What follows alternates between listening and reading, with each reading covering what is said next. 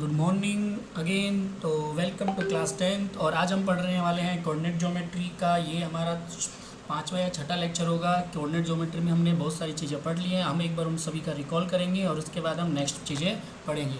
तो चलो एक बार कंफर्म कर दो मेरी वॉइस क्लियर है क्या, और जिनको ज्वाइन हो ओके। टोटल 16 स्टूडेंट ज्वाइन है इस क्लास में। तो मैंने जो पढ़ा एक बार मैं उसको रिकॉल भी कर दूंगा और पूरा का पूरा कोऑर्डिनेट चैप्टर हम एक बार फिर से देखने वाले हैं। आज हम पढ़ेंगे डिस्टेंस फार्मूला, ऑलरेडी पढ़ चुके थे। आज हम पढ़ेंगे सेक्शन फार्मूला। तो ये आप ही के लिए, सिर्फ 10th क्लास वालों के लिए सेक्शन फार्मूला, इसलिए आप ही को इसमें ज्वाइन किया है। तो आज हम पढ़ने वाले हैं इसके सबसे इम्पोर्टेंट जो फार्मूला है वो है, आज हम सेक्शन फार्मूला पढ़ेंगे। इससे पहले मैं एक बार पूरा का पूरा रिवाइज कर देता हूँ ताकि आप सब लोगों को कंफर्म हो जाए कि हमने क्या क्या पढ़ा है। देखिए, मैंने सबसे पहले आपको इसकी डेफिनेशन बताई कि क्या होता है कोऑर्डिनेट्स के बारे में बताया। देखो, दो चीज़ें होती हैं, एक होता है कोऑर्डिनेट सिस्टम और एक होता है कोऑर्डिनेट ज्योमेट्री। कोऑर्डिनेट सिस्टम्स में हम किसी भी पॉइंट की लोकेशन दिखा सकते हैं कोऑर्डिनेट के रूप में, और कोऑर्डिनेट ज्योमेट्री में हम उसका ज्योमेट्रिकल यूज कर सकते हैं एरिया निकालने के लिए, डिस्टेंस निकालने के लिए। अभी हम देखने वाले हैं, हमने डिस्टेंस का फॉर्मूला देख लिया, अब हम सेक्शन के फॉर्मूले से भी देखेंगे कि किस तरह से हम सेक्शन का फॉर्मूला यूज करके डिस्टेंस निकालते हैं, किस तरह से दो लाइन के बीच के डिस्टेंस निकालते हैं सेक्शन का फॉर्मूला यूज करके। तो ये सभी इसके बहुत ज़्यादा यूज है। यहाँ पर इस पीपीटी को मैं आपको शेयर कर दूँगा, इसमें इसकी डेफिनेशन भी लिखी है।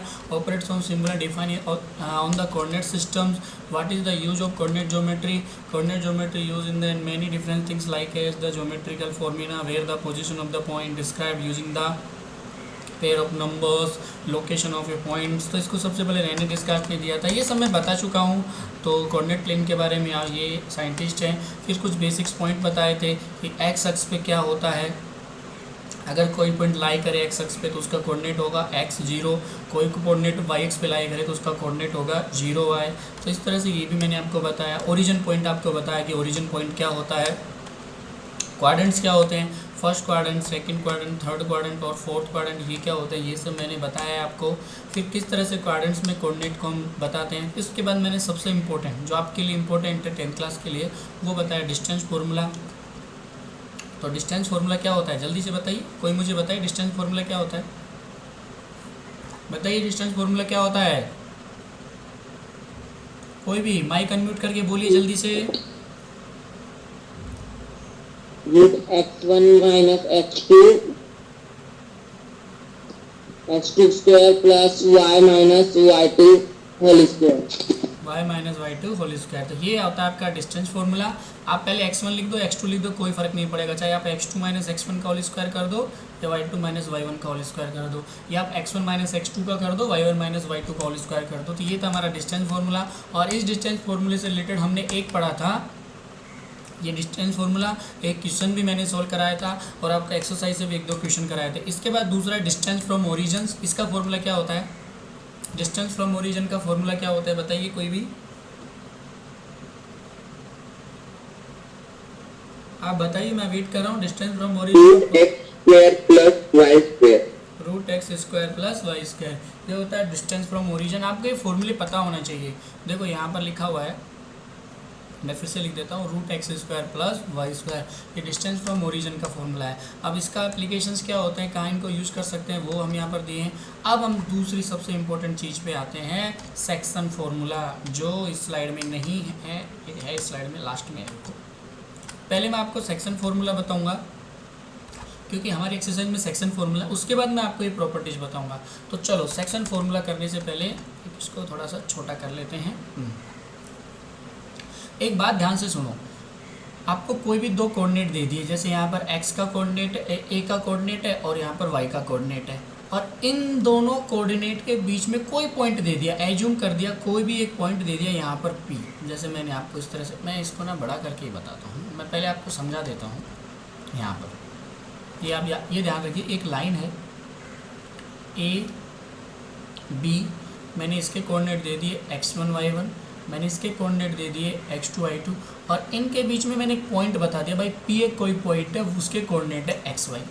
अब ये कोऑर्डिनेट आपको पता है, मान लो x1 है 3, y1 है 4, x2 है 5, x2 है 3 और ये 6, कुछ ऐसा है। चलो मान लो 3 4 3 6, ऐसा कुछ कोऑर्डिनेट आपको पता है। और ये कोऑर्डिनेट दे दिया जो हमको पता करना है, ये हमको बिल्कुल पता नहीं है।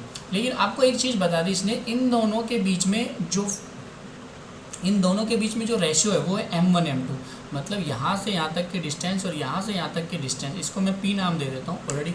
जैसे a से p तक और p से b तक के डिस्टेंस है m1/m2, इस फ्रैक्शन में, इस रेशियो में इनके बीच की डिस्टेंस है। मतलब यहाँ m1 है तो यहाँ पर m2, जैसे 1/2 कुछ भी है, जैसे मान लो एक मिनट के लिए।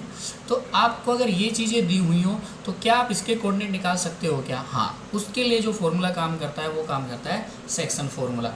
फिर से बता रहा हूँ, ध्यान से सुनिएगा, मैं फिर से बता रहा हूँ, थोड़ा सा ध्यान से सुनिएगा। बहुत इजी है, इतना टफ नहीं है जितना आप सोच रहे हो, बहुत इजी है। आपको ये नहीं कि कैसे अप्लाई करते हैं, आपको ये भी आना चाहिए कि क्यों इसको इस तरह से निकाला हुआ है सेक्शन फॉर्मूले को, सब पता होना चाहिए आपको।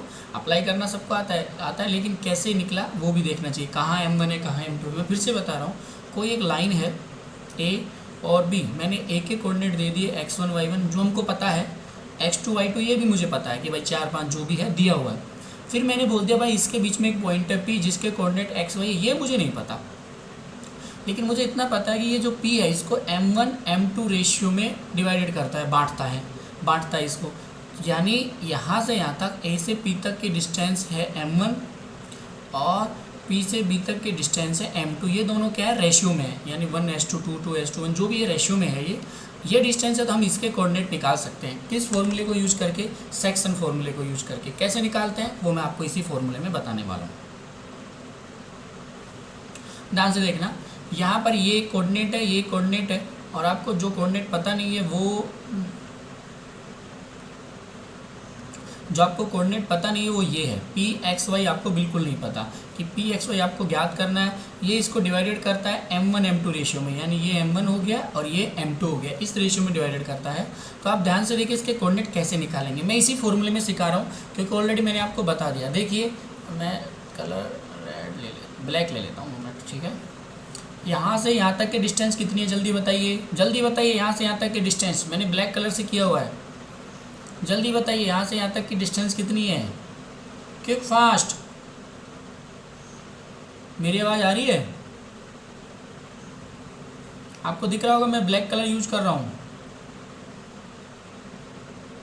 अरे कहाँ गए, चलो ब्लू यूज करते हैं।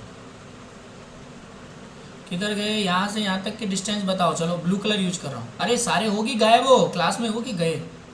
मेरी आवाज़ आ रही है? लगता है सो गए। अरे सभी सो गए क्या? कोई तो बोलो हाँ सर आवाज़ आ रही है। स्टूडेंट्स,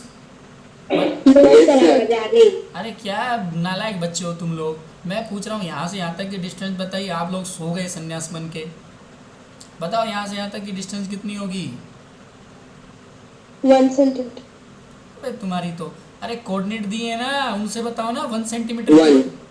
1 x1, अबे x1 होगी क्या? x1, क्या हो तुम लोग? अरे इधर से इधर जाएंगे तो x की वैल्यू बढ़ेगी ना, तो यहाँ तक कोऑर्डिनेट x1 है, तुम लोगों का ना कुछ नहीं हो सकता। यहाँ से यहाँ तक की डिस्टेंस बताओ, चलो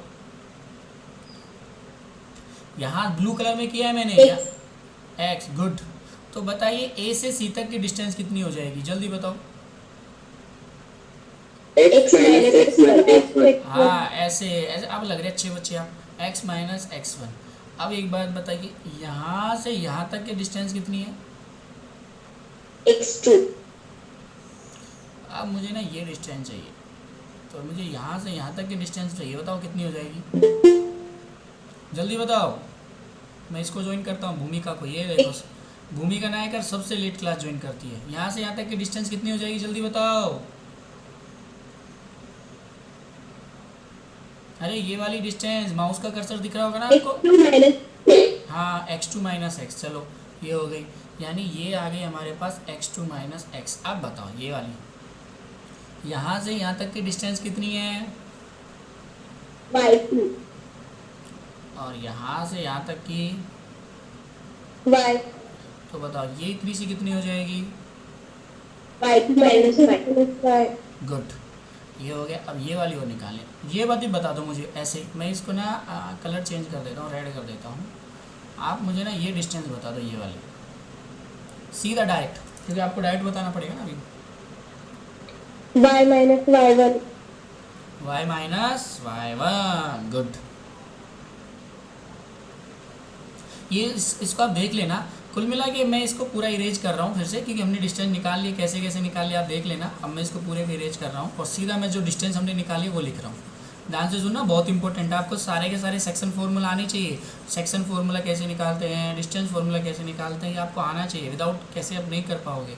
तो देखिए यहाँ से यहाँ तक की डिस्टेंस हो जाती है x माइनस x1, यहाँ से यहाँ तक की डिस्टेंस हो जाती है y माइनस y1, यहाँ से यहाँ तक की डिस्टेंस हो जाती है x2 माइनस x, और यहाँ से यहाँ तक की डिस्टेंस हो जाती है y2 माइनस y।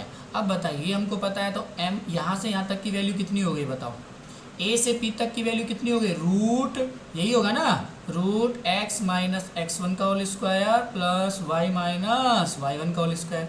और p से b तक की डिस्टेंस कितनी हो गई, ये हो जाएगी रूट x2 माइनस x1 का whole square plus y2 minus y का होल स्क्वायर। देखिए x माइनस x1 का whole square, y minus y1 का होल स्क्वायर, और यहाँ से यहाँ तक की डिस्टेंस सिर्फ p से b तक की आ जाएगी डिस्टेंस फॉर्मूला यूज करके, x2 माइनस x का होल स्क्वायर और y2 माइनस y का होल स्क्वायर। इस तरह से ये डिस्टेंस मैंने निकाल ली है। आप चाहो तो वो भी नहीं तो आप यहाँ से भी कर सकते हो, फिर हम चाहे इतना ज़्यादा आगे भी जाने की जरूरत नहीं है, निकाल सकते हो, नहीं तो आप यहाँ से भी निकाल सकते हो। ठीक है, इसकी ये अगर पूछे ये डिस्टेंस, लेकिन हमको इतना आगे नहीं जाना है। ठीक है, अब हम आते हैं नेक्स्ट चीज़ पे। अगर हम मुझे पता है यहाँ से ये डिस्टेंस, देखो वही डिस्टेंस लिखी हुई है, लेकिन यहाँ पर उसने उसके वो लिख दिए, ए से पी तक कितना है वो लिख दिया, मैंने सीधा लिखा था। अब मुझे लिखना है m1 अपॉन m2। भाई m1 कितना होगा, m2 कितना होगा, देखिए कैसे निकाला m1 अपॉन m2। देखिए ये है m1 और ये है m2। अगर मुझे m1 अपॉन m2 निकालना है तो मैं कैसे लिखूँगा, m1 की जगह लिखूँगा x माइनस x1 और x2 माइनस x, और इसकी जगह लिखूँ, एक मिनट थोड़ा सा बड़ा कर लेता हूँ अभी मैं इसको। हाँ, यहाँ देखिए आपने ये डिस्टेंस निकाल लिया अभी कैसे निकाला, आपने सभी ने अभी भी देखा कैसे y से y1 घटाया, ये आप सबको पता है। तो अगर मुझे वैल्यू चाहिए, सब्सटेंशियल वैल्यू चाहिए m1 अपॉन f2, देखिए m1 अपॉन f2 चाहिए तो इसकी जगह मैं लिख दूंगा x minus x1 x2 minus x। ये क्यों लिखा, देखिए मैं आपको समझाता हूँ। एक ट्रायंगल है, देखिए ऐसा ही ट्रायंगल है ना, यहाँ से यहाँ तक था x माइनस x1, यहाँ से यहाँ तक था y माइनस y1, फिर इसके ऊपर एक और ट्रायंगल है, मतलब आगे जा रहा है ये इस तरह से, ये m1 है ये m2 है। मैं डायरेक्ट लिख रहा हूँ अभी, यहाँ से यहाँ तक थी x2 माइनस x और यहाँ से यहाँ तक थी y2 माइनस y। अब आप देखिए यहाँ पर m1 का जो है, देखिए ध्यान से सुनिए, आप बोलोगे सर m1 की जगह x1 माइनस x2 कैसे लिखा, x2 माइनस x1 कैसे लिखा, इसको समझा रहा हूँ मैं। इतना लेट कौन ज्वाइन कर रहा है, चेतन, ठीक है, ये समझा रहा हूँ मैं। इस तरह से ट्रायंगल है, आप देख लीजिए m1 m2 का।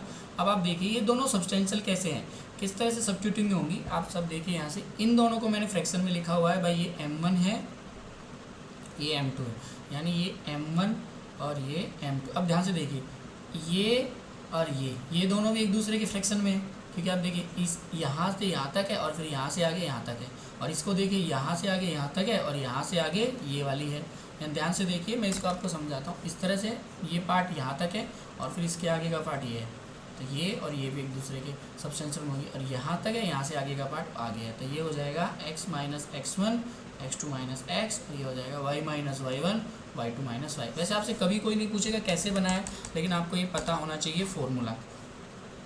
तो इस तरह से आगे हम इसको सोल्व करेंगे तो ये फॉर्मूला बन जाएगा x के लिए, x इक्वल टू, आप सोल्व कर लेना, आप इस स्लाइड में देख सकते हो कैसे सोल्व किया हुआ है।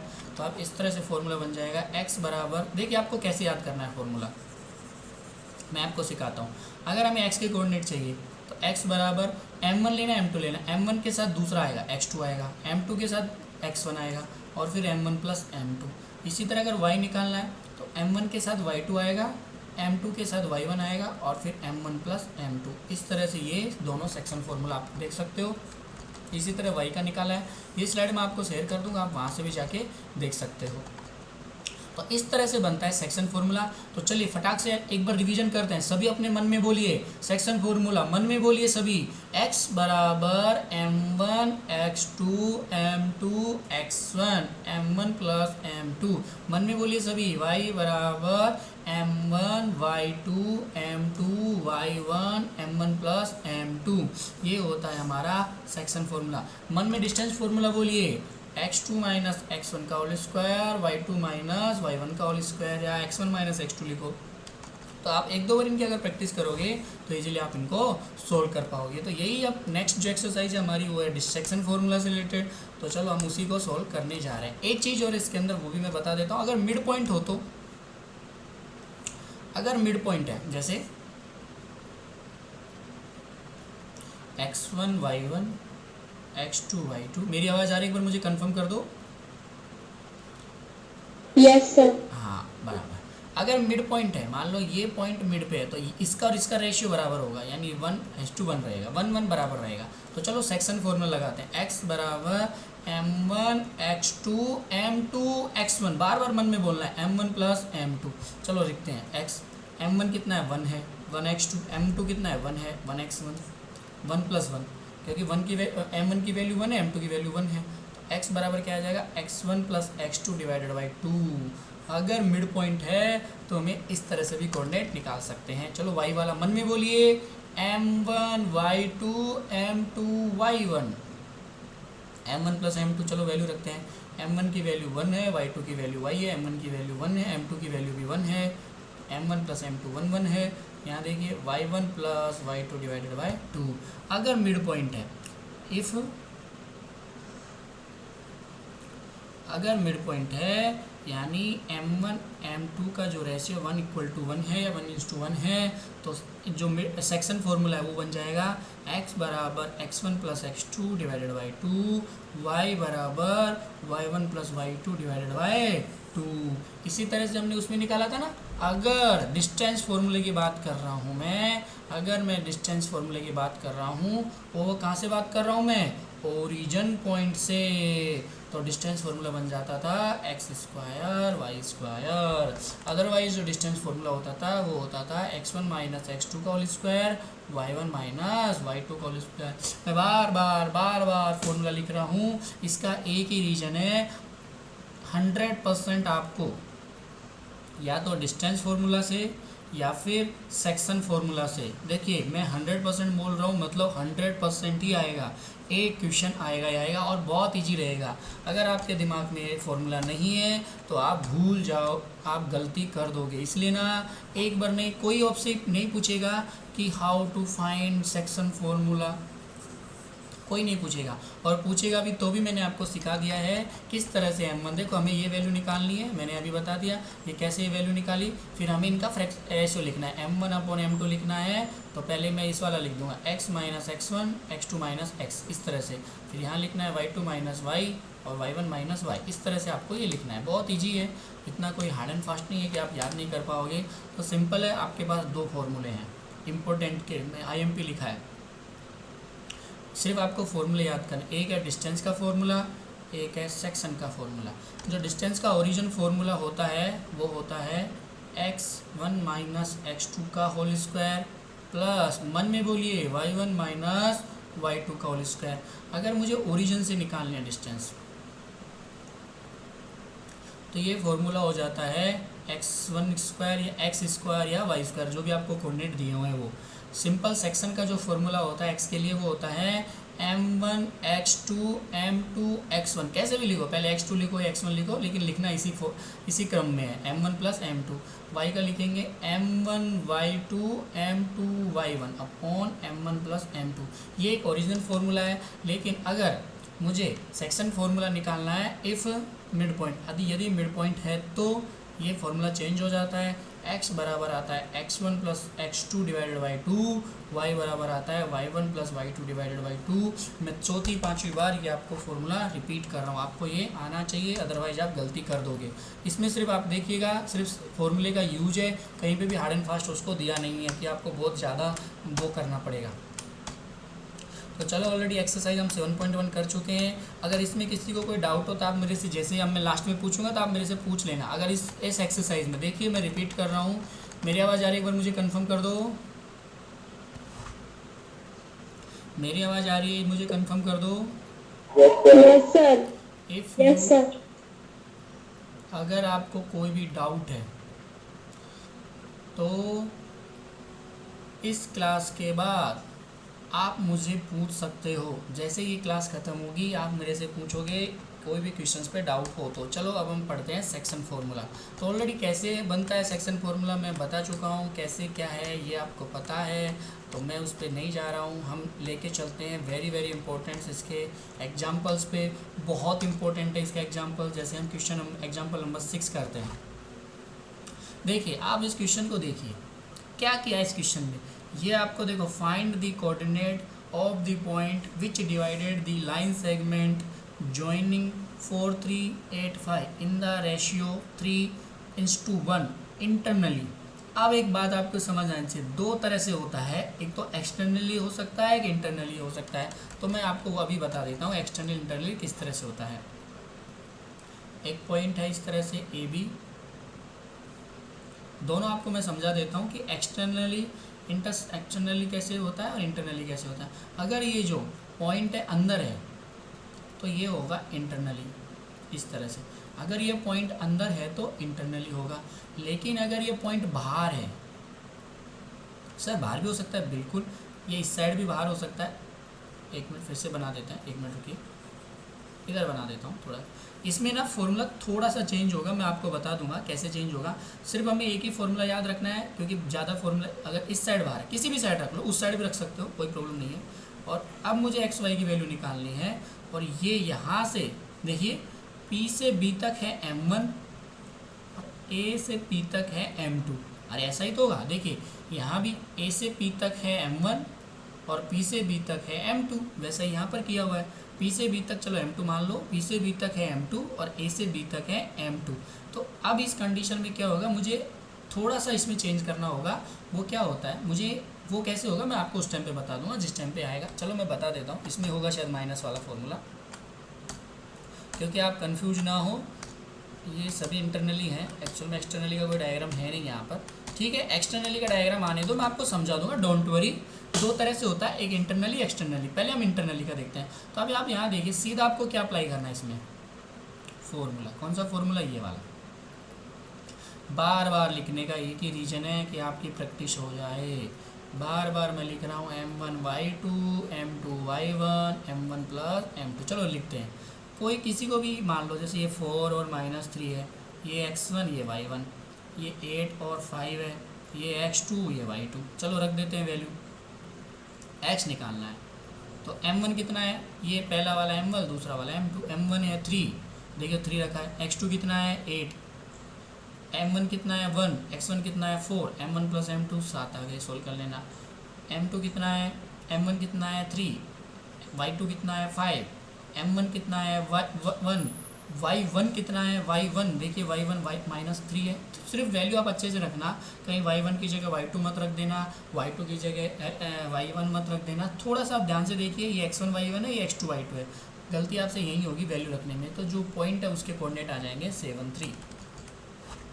ये एक टाइप का क्वेश्चन हो गया। आपको इस टाइप के क्वेश्चन भी वो पूछ सकता है, सीधा आपसे M1 M2 पूछ सकता है। तो देखिए, in what ratio does the point, already आपको पॉइंट दे दिया उसने, -4 और 6 divided the line segment joining the point. क्या किया उसने, देखिए A की वैल्यू आपको दे दी -6 और 10, B की वैल्यू आपको दे दी 3 और -8, और वो जो पॉइंट है वो भी दे दिया उसने -4 और 6। लेकिन M1 M2 आपसे पूछ लिया तो कोई प्रॉब्लम नहीं है। अरे हमें 3 चीज़ें दी हुई हैं, एक चीज़ें पूछी हुई हैं, तो वो निकाल लेंगे, सिंपल है। वही काम करते हैं, फॉर्मूला अप्लाई करते हैं। x बराबर M1 x2 M2 x1 plus M1 plus M2। चलो x की वैल्यू कितनी है बताइए। यहाँ पर आपकी बार वैल्यू ऑलरेडी आपको दी हुई है -4, x की वैल्यू आपको ऑलरेडी -4 दी हुई है। M1 आपको पता नहीं है, x2 क्या है, देखिए इसको मान लेते हैं x1 y1 और इसको मान लेते हैं x2 y2। तो यहाँ पर x2 कितना है 3 है, प्लस M2 की वैल्यू आपको नहीं दी हुई है। यहाँ पर x1 कितना है -6 है, मल्टीपल -6 M1 प्लस M2। चलो थोड़ा सा इसको सॉल्व कर लेते हैं। यहाँ पर इसको ऐसे लिखा हुआ है, देखिए इसी तरह y के साथ लिख देंगे, y बराबर M1 y2 M2 y1, y के साथ भी लिख देंगे M1 प्लस M2, इसी तरह से y के साथ लिख देंगे। तो यहाँ पर आप देखिए y के साथ लिखा, तो ये x के साथ हो गया, ये y के साथ हो गया। अब दोनों को क्रॉस मल्टीपल कर लेना है आपको, इस तरह से, या नीचे 1 है, क्रॉस मल्टीपल कर लेंगे। तो इस तरह से आपको ये किसी एक से, आपको जरूरी नहीं दोनों को करना है। मैं आपको एक बात बताता हूँ, आपने अगर इससे भी किया देखिए मैं इसी से करता हूँ, ऐसा नहीं है कि यहाँ पर y की वैल्यू निकालना जरूरी है, कोई ज़रूरी नहीं है y की वैल्यू निकालना, आपको कोई नीड नहीं है, आप एक से भी कर सकते हो। जैसे यहाँ पर x की वैल्यू है, इसी से भी आप कर सकते हो। तो देखिए इस तरह से क्रॉस मल्टीपल किया, ये हो गया, इस तरह से ये बन गया 7m1 2m2। हमें रेशियो में चाहिए तो m1/m2 इक्वल टू क्या हो जाएगा 2/7, यानी कितना ये 2:7। तो इस तरह से रेशियो आ गया। जरूरी नहीं है कि आप y के साथ भी करो, देखो यहाँ पर किया हुआ है, वहाँ से भी 2:7 आएगा। आपको y के साथ करने की कोई ज़रूरत नहीं है, सिर्फ आप x के साथ कर दो। हाँ, अगर आपसे बोले वेरीफाई करो, एक्चुअल में इसमें लिखा है क्या वेरीफाई करो, तो आप वेरीफाई कीजिए, लेकिन कहीं भी नहीं लिखा है। चाहो तो आप कर सकते हो अगर आपके पास टाइम है। देखो ये काम है एक्स्ट्रा टाइम का, लेकिन आंसर आपका यही है। लेकिन अगर आपको वेरीफाई करना है कि ये 2 और 7 सही है, तो रख दीजिए m1 m2 की वैल्यू 2 और 7 यहाँ रख दीजिए, यहाँ रख दिए, देखो 2 और 7 रख दी मैंने m1 m2 की वैल्यू, तो 6 = 6 आना चाहिए। जो आ गया होगा, आपने इसको सोल्व करेंगे तो x की वैल्यू 6 बराबर 6 माइनस 6 बराबर कितना है, y की वैल्यू 6 बराबर 6 आ गया होगा, यानी y की वैल्यू 6 आ गई होगी, और इसको सोल्व करोगे 6 बराबर 6 आ जाएगा। तो इस तरह से आप वेरीफाई भी कर सकते हो। और भी कई मेथड्स हैं। देखो ये मेथड बहुत इंपॉर्टेंट है, ये भी आपको आना चाहिए, ये एक अल्टरनेटिव मेथड है। एक बार मुझे कंफर्म कर दो मेरी वही सही क्लियर है क्या। बहुत इंपॉर्टेंट मेथड है, मैं आपको सिखाने वाला हूँ, बहुत ही इंपॉर्टेंट मेथड है, इसलिए ना मैं इसको एरर कर रहा हूँ। तो ठीक है, पूरा एरर कर देते हैं।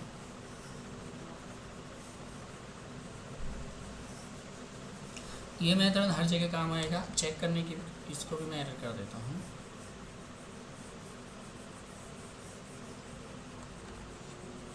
ठीक है, अभी मैं बताता हूँ आपको।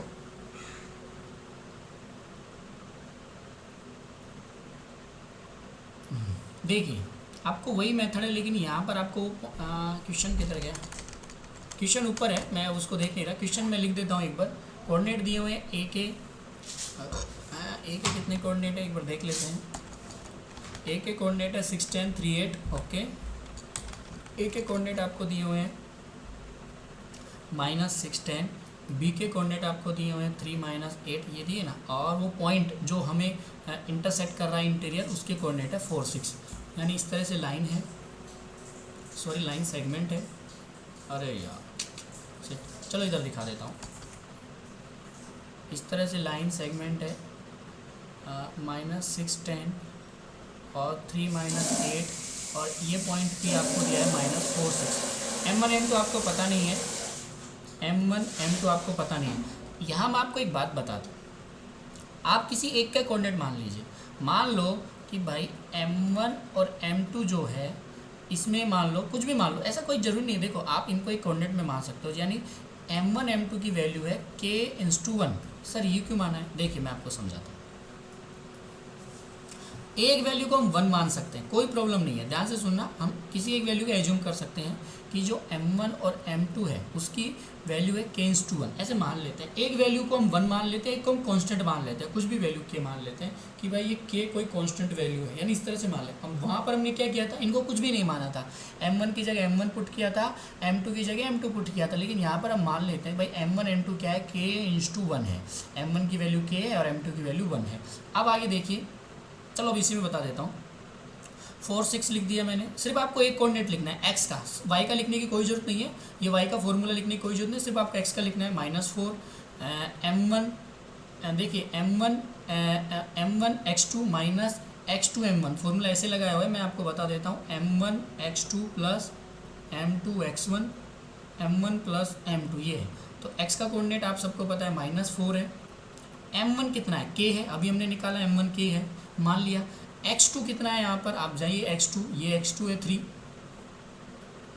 m2 कितना है, देखिए m2 1 है, और हमारा x1 कितना है, x1 माइनस का 6 है, -6 k+1। चलो सोल्व करते हैं, -4 3k -6 k+1, क्रॉस मल्टीपल कर देंगे, k की वैल्यू निकाल लोगे, क्रॉस मल्टीपल करके k की वैल्यू आ जाएगी इस तरह से, और k की वैल्यू आ जाएगी 2/7, यानी m1 × m2, यानी k की वैल्यू आ गई 2/7 × 1, यानी m1 m2 बराबर आ जाएगा 2:7। बहुत ईजी है ना, ये इधर चला जाएगा 2:7। तो इस तरह से आप निकाल सकते हो एज्यूम करके। तो ये जो सारे के सारे इंटरनली के लिए हैं, ध्यान से सुनना, या आप यहाँ पर भी देख सकते हो, बहुत इंपॉर्टेंट है। देखो ज़्यादातर k/1 मान के किया है, यानी इसने एज्यूम कर लिया m1 m2 को k/1, और आपसे m1 m2 ही वो पूछेगा, क्योंकि बहुत ज़्यादा क्वेश्चन आपसे ये पूछता है। तो इसके बाद आप देख सकते हो एक्सरसाइज 7.2, इसमें आपको सारे के सारे इंटरनल के मिलेंगे। मैं रिपीट कर रहा हूँ, मैं आपको एक्सटर्नल का भी सिखाऊंगा, ध्यान से सुनो। अगर इसमें कोई एक्सटर्नल का क्वेश्चन आता है तो मुझे बताना आप लोग। मैंने आपको जो भी फॉर्मूला बताया है वो इंटरनल का बताया है। एक्सटर्नल में कुछ नहीं होता, बस माइनस हो जाता है। मैं आपको सिखाता हूँ सिंपल कैसे। अगर x है तो m1 x2 plus m2 x1 m1 plus m2, ये है हमारा इंटरनल का फॉर्मूला। वो कैसे होता है माइनस, वो मैं आपको बताता हूँ। y का निकालेंगे m1 y2 m2 y1 m1 plus m2, ये हमारा इंटरनल का फॉर्मूला है। अगर मुझे एक्सटर्नल का निकालना है तो सिर्फ इतना है कि ये माइनस हो जाता है, m1 x2 minus m2 x1।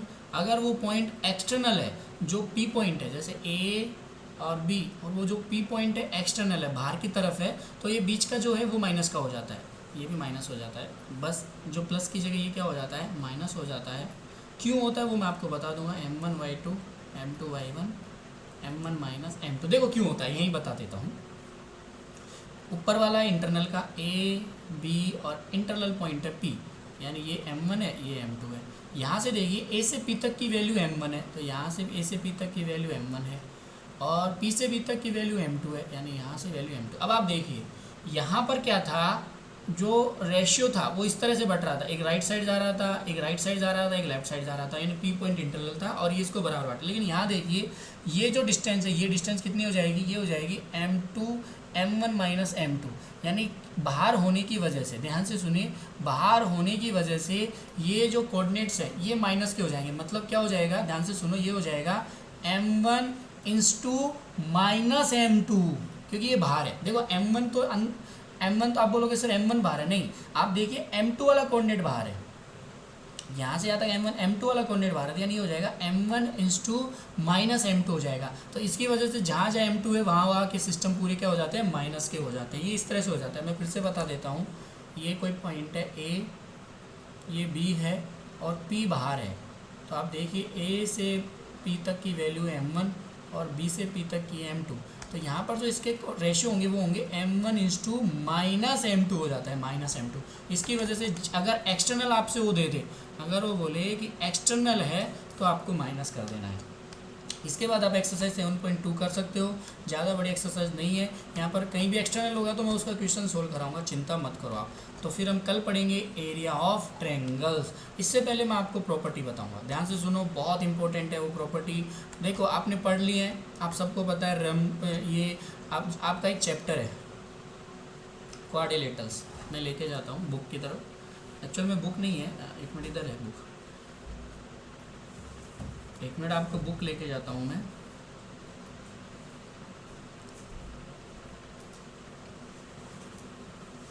तो आप देखिए यहाँ ना 5th के बाद आपको ट्रायंगल शुरू हो जाता है, बहुत इंपॉर्टेंट चैप्टर है ये। आपका ट्रायंगल आ गया, ठीक है। ट्रायंगल बहुत इंपॉर्टेंट चैप्टर है। ट्रायंगल्स ज्योमेट्री में सीधा आपको 24-25 नंबर की ज्योमेट्री होती है और बहुत ईजी रहता है ज्योमेट्री से मार्क निकालना।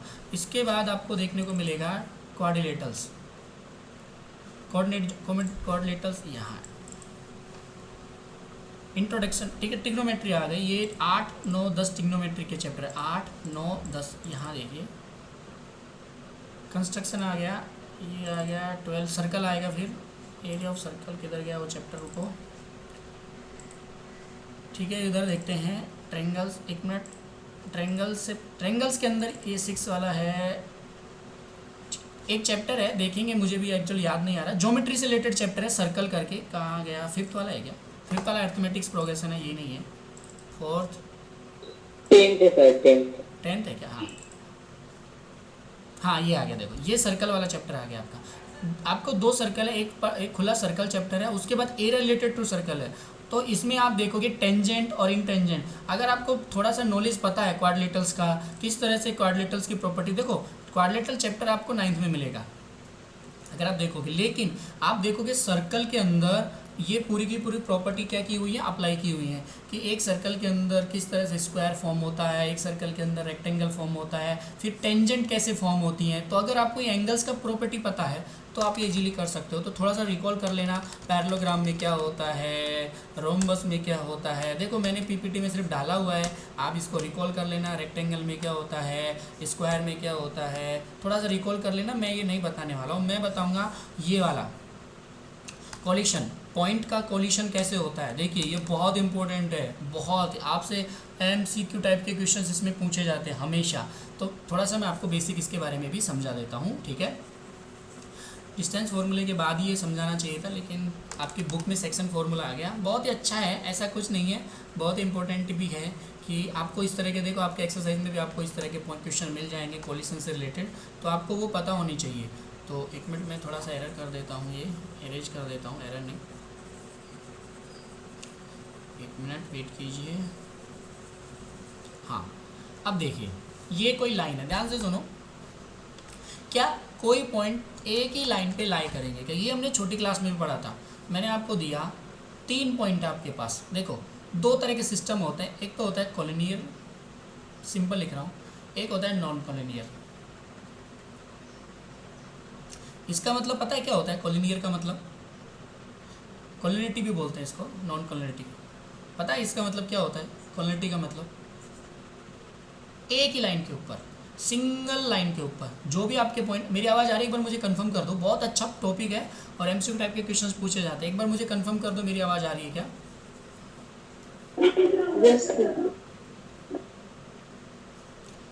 नॉन वन लाइन, इसका मतलब एक ही लाइन के ऊपर अगर तीनों पॉइंट होते हैं तो इसको बोलते हैं कॉलिनियर या इसको बोलते हैं कॉलिनिटी।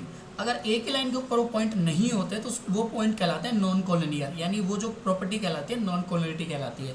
तो आप देखिए यहाँ पर तीनों पॉइंट ABC एक ही लाइन के ऊपर है। सर ये तो बहुत छोटी चीज़ है, ये क्यों बता रहे हो कि भाई एक लाइन के ऊपर है तो कॉलिनिटी कहलाते हैं? नहीं, देखो आप थोड़ा सा आगे आपको इसके MCQ टाइप के क्वेश्चन मिलेंगे।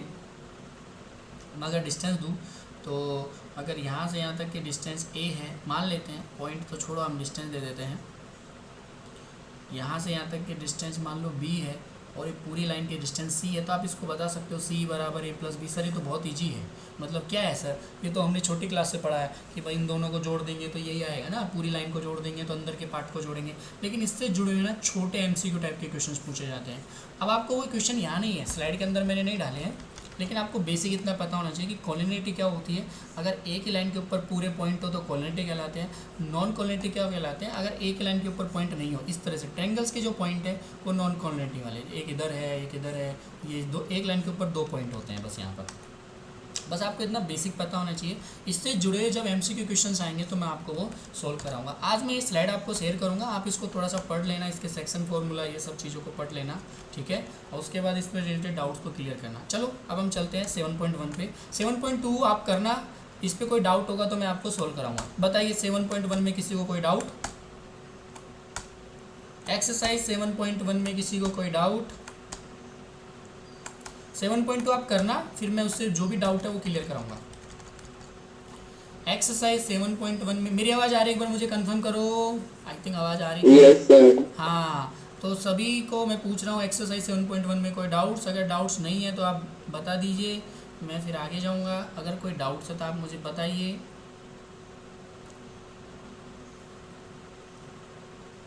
आई थिंक किसी को कोई डाउट नहीं लग रहा मुझे। अगर आपको डाउट्स होता है तो आप पूछिएगा, बिल्कुल 100% पूछिएगा।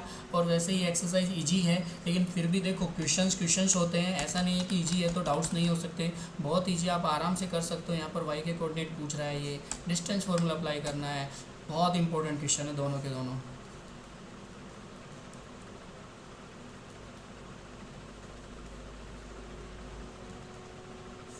कंटिन्यूटी में देख 9 और 10, मैं रिपीट कर रहा हूँ, बहुत इंपॉर्टेंट क्वेश्चन है। अच्छे से कीजिएगा, आराम से कीजिएगा, बिल्कुल आप इजीली इनको सोल्व कर सकते हो। इक्वी डिस्टेंस दिया हुआ है, थोड़ा सा समझिए। यहाँ पर भी इक्वी डिस्टेंस दिया हुआ है। ये दोनों क्वेश्चन सभी ने सोल्व किए ना, क्वेश्चन 9 और 10? एक बार बता दीजिए मुझे हाँ बोल के, क्वेश्चन 9 और 10 सभी ने सोल्व किए ना? Yes sir. गुड। क्वेश्चन 9 और 10 सोल्व करनी ही है, 100% सोल्व करने हैं। बहुत ही इंपॉर्टेंट क्वेश्चन है। IMP देखिए 17, 16, 15 हर सेक्शन में ये क्वेश्चन देखने को मिले हैं। इनके कई सीरीज में क्वेश्चन देखने को मिले हैं। कंपार्टमेंट 2019 में भी ये क्वेश्चन देखने को मिला था। तो आपको अगर ये क्वेश्चन करने ही हैं, ध्यान से दोनों में से एक आएगा, तो इसलिए ना सेक्शन फॉर्मूले से रिलेटेड क्वेश्चन आपको करने हैं, ठीक है। आई थिंक अभी आपकी किसी सब्जेक्ट की क्लास होगी तो लीजिए वो क्लास आप। और अगर कल आपको 7.2 में कोई डाउट होता तो आप मुझे बताइएगा, ठीक है। तब तक के लिए टेक केयर, बाय बाय।